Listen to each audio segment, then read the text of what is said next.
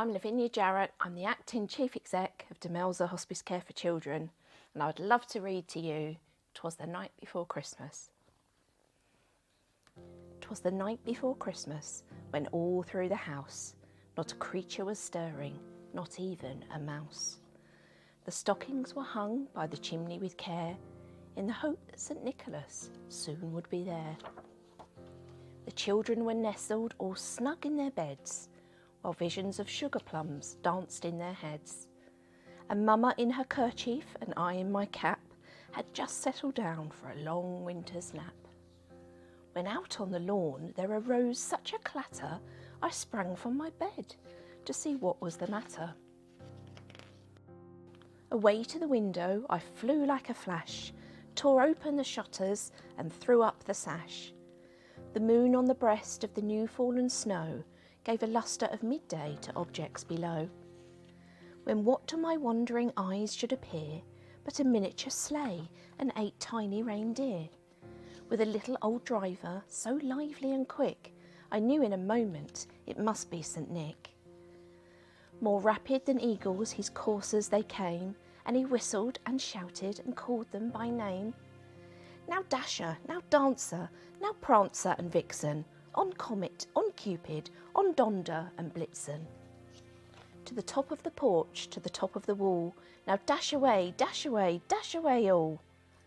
As dry leaves before the wild hurricane fly, when they meet with an obstacle up in the sky. So up to the housetop the coursers they flew, with a sleigh full of toys and St. Nicholas too. And then in a twinkling I heard on the roof the prancing and pawing of each tiny little hoof. As I drew in my head and was turning around, down the chimney St. Nicholas came with a bound. He was dressed all in fur from his head to his foot, and his clothes were all tarnished with ashes and soot. A bundle of toys he had flung on his back, and he looked like a peddler just opening his pack. His eyes how they twinkled, his dimples how merry, his cheeks were like roses and his nose like a cherry. His droll little mouth was drawn up like a bow, and the beard on his chin was as white as the snow. The stump of a pipe he held in his teeth, and the smoke it encircled his head like a wreath. He had a broad face and a round little belly that shook when he laughed like a bowl full of jelly. He was chubby and plump, a right jolly old elf, and I laughed when I saw him, in spite of myself.